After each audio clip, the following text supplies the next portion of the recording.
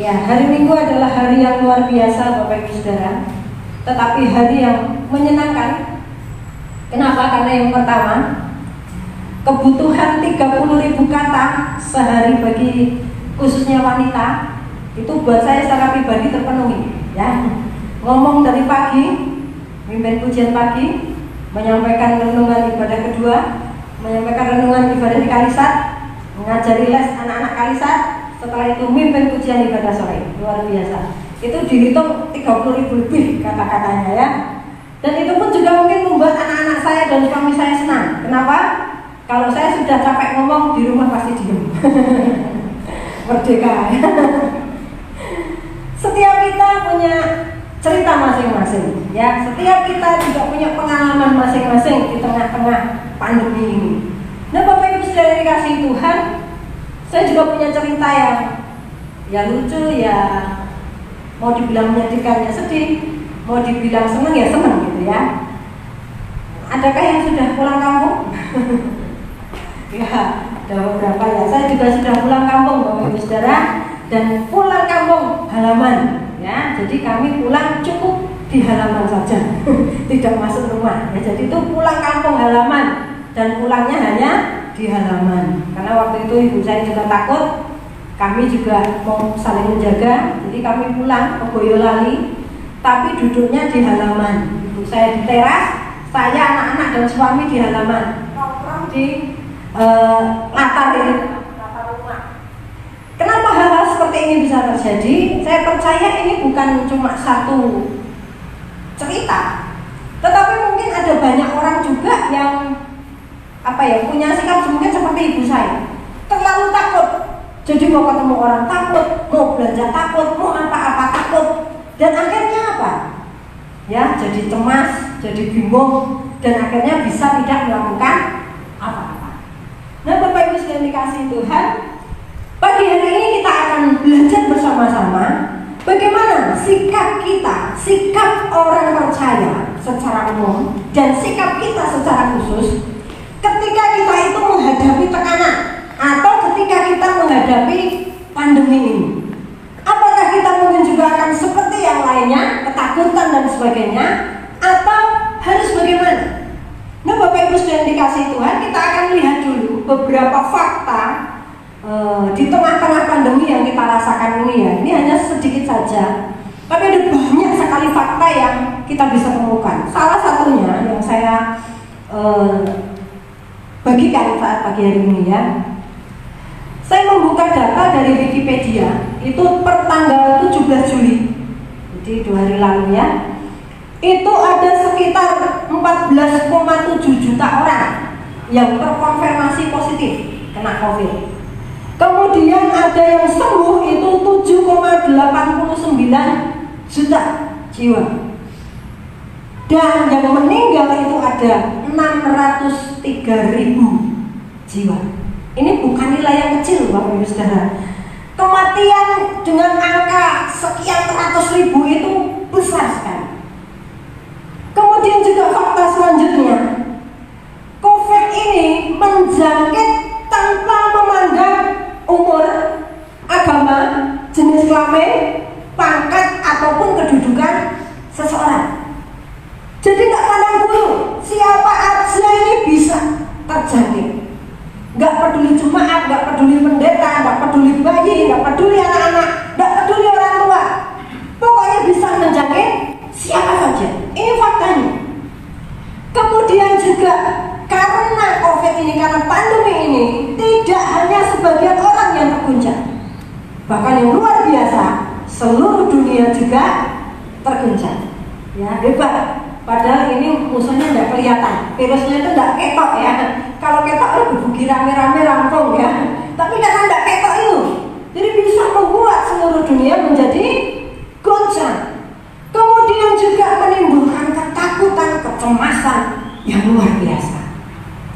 Awal-awal dulu ya ketika dengar corona gitu, wah ketakutannya luar biasa sampai yang sedemikian.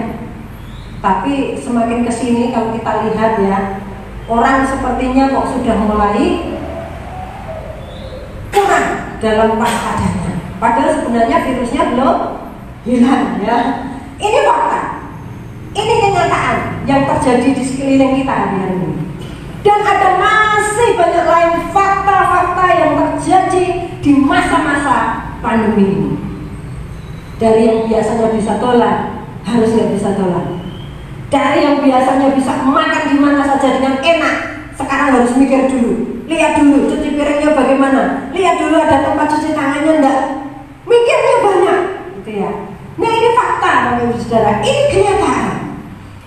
Nah, sikap kebanyakan orang adalah seperti yang saya ceritakan tadi. Ada yang panik, ada yang ketakutan.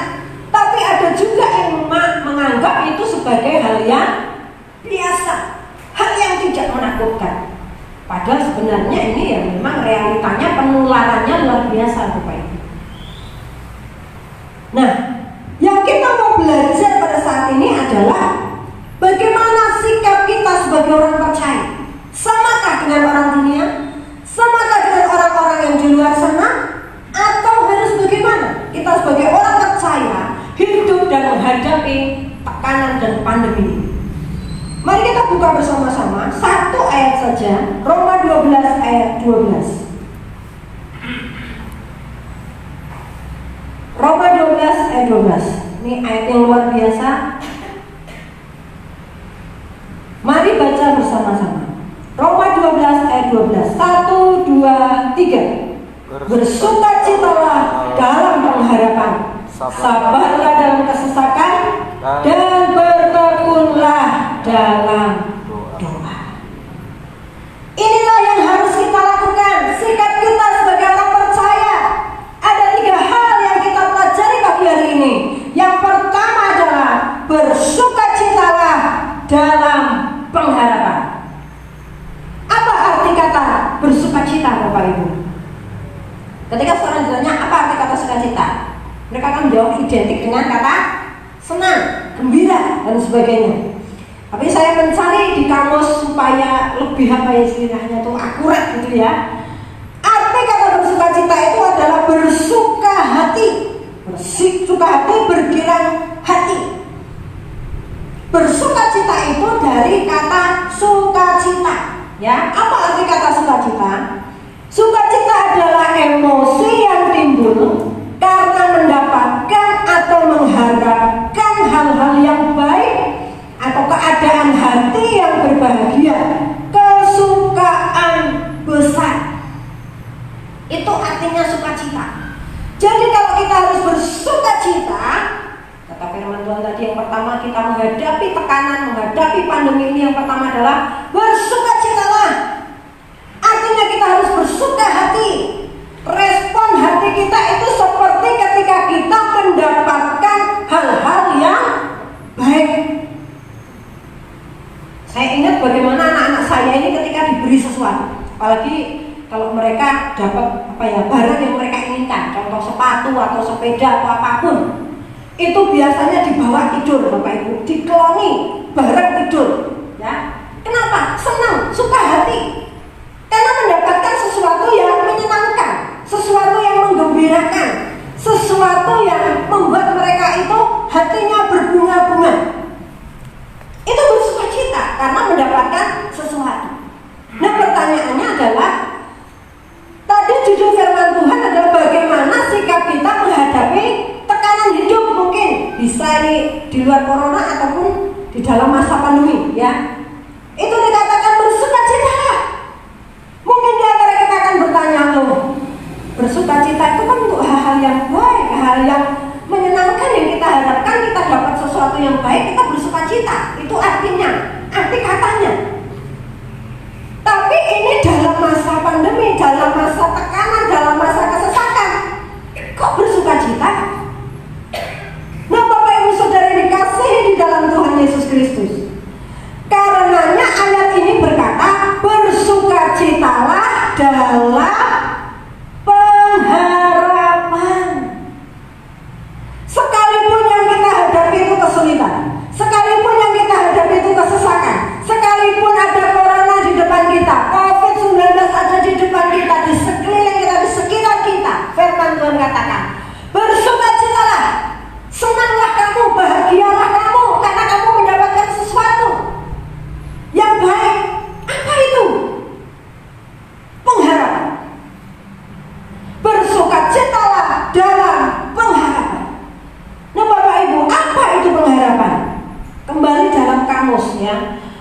Pengharapan itu adalah kata dasarnya harap, yang artinya mohon, minta, keinginan supaya sesuatu terjadi, dan sesuatu itu biasanya hal yang sesuai dengan kebutuhan atau keinginan.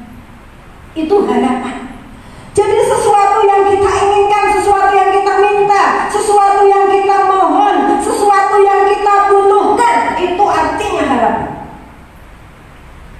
Jadi dalam masa susah ini, masa sulit ini, Tuhan katakan bersukacitalah dalam pengharapan. Pengharapan apa? Kita ada pengharapan yang besar, Bapak Ibu Saudara, di dalam Tuhan.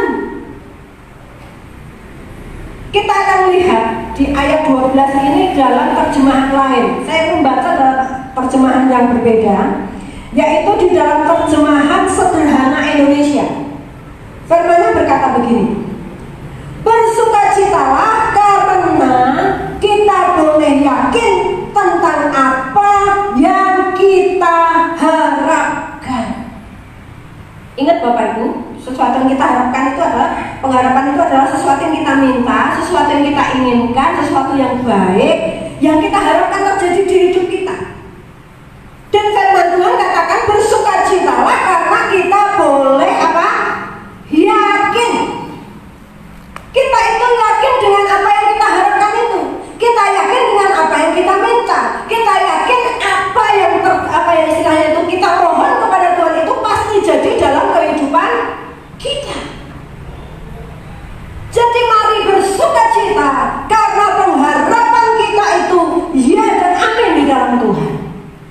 Kita boleh yakin dengan apa yang kita harapkan. Jadi kalau di masa sulit ini kita berharap bahwa kebutuhan kita dicukupi, firman Tuhan katakan percayalah dengan yakin, sukacitalah dengan yakin, karena apa yang kamu harapkan itu akan terjadi. Masa boleh sulit, kondisi boleh tidak baik, keadaan bisa tidak menyenangkan, tapi ingat, ada pengharapan pasti di dalam Tuhan. Apa yang kita butuhkan, apa yang kita mohon, apa yang kita minta, firman Tuhan katakan bersukacitalah karena kita boleh yakin tentang apa yang kita harapkan. Dan ini bukan omong kosong Bapak Ibu, firman Tuhan iya dan amin. Pengalaman kami selama hampir 5 bulan pandemi ini, kami merasakan berkat-berkat luar biasa, gak bisa diceritakan Bapak Ibu, di luar pikiran manusia. Bahkan kemarin ketika saya budenya suami dipanggil Tuhan, jadi kami harus ke Pati, Layar gitu ya, ketemu dengan sepupu. Beliau ini sedang magang di kantor pengadilan agama. Dan sepupu suami saya ini berkata, cerita, gimana sih kasus perceraian itu? Dan ternyata minimal, ini minimal ya, dia bilang minimal sehari itu ada 6 sidang perceraian. Berarti tingkat perceraian itu semakin meningkat Bapak Ibu. Kenapa? Karena orang biasa nggak kumpul bareng, mau nggak mau dipaksa harus satu rumah. Ada banyak yang goncang, keluarga-keluarga goncang. Tapi saya bersyukur kepada Tuhan, di mana 5 bulan ini Tuhan memberkati kami dengan sukacita luar biasa. Hidup bersama, ya kami membangun kebiasaan yang baru. Kalau mungkin yang lain anak-anaknya dibiarkan tidur siang, bangun siang dan sebagainya gitu ya. Tapi kami latih anak-anak kami bangun pagi-pagi. Bahkan anak saya yang besar bilang, Mama, besok doanya jam 5 ya, doa paginya jam 5 ya. Ada sukacita dan kebahagiaan di sana. Kenapa? Karena kita kalau bersukacita, maka berkat Tuhan itu pasti tercurah dalam kehidupan kita. Dan saat ada sukacita, ada damai sejahtera dalam rumah tangga, kami melihat bagaimana yang kami harapkan, yang kami minta, yang kami mohon kepada Tuhan, itu betul-betul pasti terjadi, digenapi dalam kehidupan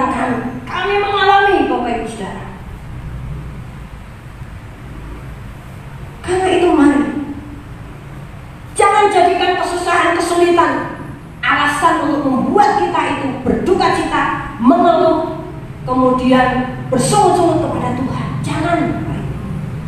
Firman Tuhan katakan bersukacita. Amin. Katakan sama-sama, bersukacitalah dalam pengharapan. 1, 2, 3. Sukacitalah dalam pengharapan. Amin. Karena kita harus yakin. Kata Tuhan ya, ini dalam terjemahan sederhana Indonesia berkata, bersukacitalah karena kita boleh yakin tentang apa yang kita harapkan. Kita bersukacita, yang kita harapkan yakin pasti terjadi dalam hidup kita. Kemudian ada terjemahan firman Allah yang hidup. Di sana dikatakan, bergembiralah atas segala rencana Allah bagi saudara. Ini bisa menjadi alasan untuk kita bersukacita. Kenapa?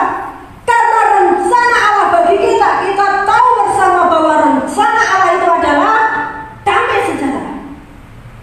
Ya, rancangan Tuhan adalah rancangan damai sejahtera, bukan rancangan kecelakaan. Kita harus bersukacita, kita harus berbahagia tentang hal ini, Bapak Ibu.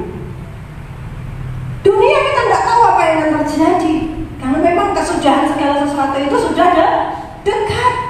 Hal-hal yang buruk memang harus terjadi, tapi ingat, rencana Allah bagi hidup kita adalah rancangan damai sejahtera. Jadi tetap bersukacita. Ada corona, nggak ada corona, Tuhan punya rencana indah buat hidup saya. Dan tidak ada alasan untuk kita bersungut-sungut, mengeluh, menyalahkan Tuhan atau menyalahkan orang lain. Tapi kita harus tetap bersukacita dalam pengharapan. Itu yang pertama. Yang kedua, Bapak Ibu Saudara, dikatakan di ayat yang ke-12, sabarlah dalam kesesakan. Arti kata sabar itu adalah sikap menahan emosi dan keinginan serta bertahan dalam situasi sulit dan tidak mengeluh. Ya, sebelumnya di kamus dulu kita lihat, orang sabar adalah yang pertama, tahan menghadapi cobaan. Ya, tidak lekas marah, tidak lekas putus asa, tidak lekas patah hati, orang yang tabah. Kemudian arti yang kedua adalah orang yang tenang, tidak tergesa-gesa, tidak terburu nafsu. Itu menurut kamus bahasa Indonesia. Kemudian saya juga buka di Wikipedia, sabar itu adalah sikap menahan emosi dan keinginan serta bertahan dalam situasi sulit dengan tidak mengeluh. Coba ambil waktu beberapa detik. Selama masa-masa yang sulit ini, berapa kali kita mengeluh? Coba Bapak Ibu, berapa kali? Akan menghadapi pandemi ini adalah sabarlah dalam kesesakan. Orang sabar itu tidak, orang yang sabar itu bukan bisa. Ibrani pasalnya yang ke-6 ayat 15. 1, 2, 3. Abraham menanti dengan sabar, dan dengan demikian ia memperoleh apa yang dijanjikan kepadanya. Firman Tuhan berkata Abraham ini menanti dengan sabar, dan dikatakan dia memperoleh apa yang dijanjikan. Bangsa Israel dapat tidak yang dijanjikan? Dapat, tapi waktunya berapa? 40 tahun. Yang seharusnya dalam 11 hari bisa diraih. Karena bersungut-sungut, karena nggak sabar, karena nggak mau mengucap syukur, karena nggak mau percaya penyertaan Tuhan, harus 40 tahun muter-muter di padang gurun. Saya percaya kita nggak mau muter-muter di masa pandemi ini, amin. Kalau kita nggak mau muter-muter di masa pandemi ini, sabar dalam kesesakan, jangan bersungut-sungut. Amin Bapak Ibu. Percaya kita di jalan dengan Tuhan. Orang yang sabar itu selalu tahu bahwa hidupnya itu ada dalam genggaman tangan Tuhan. Ketika dulu saya waktu kecil sering banget ya lihat gambar tangan gini, terus di dalamnya itu ada tulisan hidupku dalam tanganmu. Sampai saat ini hidup kita ada dalam tangan Tuhan. Karena itu kalau Tuhan izinkan dalam masa sukar, Tuhan izinkan dalam kesesakan, percaya hidup kita ada dalam tangannya. Kalau hidup kita ada dalam tangan Tuhan, tidak perlu takut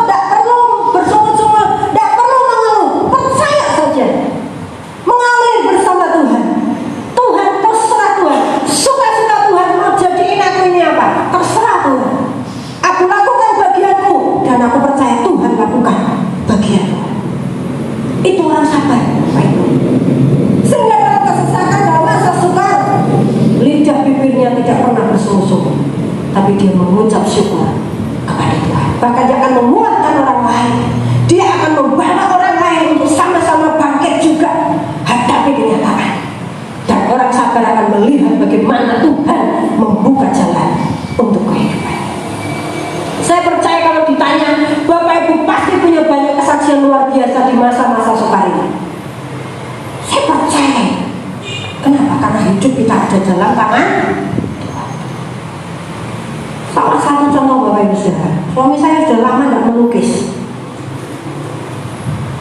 Tapi di masa pandemi ini, beliau kembali melukis. Dan yang luar biasa, sudah mulai membuat perabot rumah Bapak Ibu. Saya awalnya ya khawatir ya, kok nyetor gaji iso ora gitu. Ternyata bisa bikin alat sendiri, dimodifikasi sendiri. Ada pompa air di rumah, gone dipah tertentak. Wis golek tuh. Ternyata dibuat jadi gergaji Bapak Ibu. Ada hikmat Tuhan mengalir. Orang-orang yang sabar tahu rencana Tuhan, tahu bahwa hidupnya di tangan Tuhan, ngalir bersama Tuhan. Masa sukar dihadapi dengan Tuhan. Hikmat yang luar biasa. Tuh kalau orang sabar berkatnya banyak. Amin. Dari jauh katakan kanan kirinya, nek sabar ki berkatnya akeh. Sabar. Jangan mau 40 tahun ya muter-muter. Jangan 40 tahun muter-muter. Hidup kok dari dulu sampai sekarang susah terus, jangan mau. Ubah hidup kita. Mulai mengucap syukur, sabar dalam kesesakannya. Percaya hidup kita ada dalam tangan. Yang ketiga Bapak Ibu, yang terakhir. Ayat 12 bagian C dikatakan, dan bertekunlah dalam doa. Saya juga cari arti kata tekun. Arti tekun adalah rajin, keras hati, dan bersungguh-sungguh. Seringkali kalau dikatakan orang tuh kalau tekun tuh ya pokoknya giat, sregep begitu ya. Tapi yang saya mau tekankan adalah ada kata bersungguh-sungguh di situ. Ada kata bersungguh-sungguh, artinya bekerja, belajar, berusaha dan sebagainya itu dengan sungguh-sungguh. Kalau dikatakan bertekunlah dalam doa, berarti doanya sungguh-sungguh.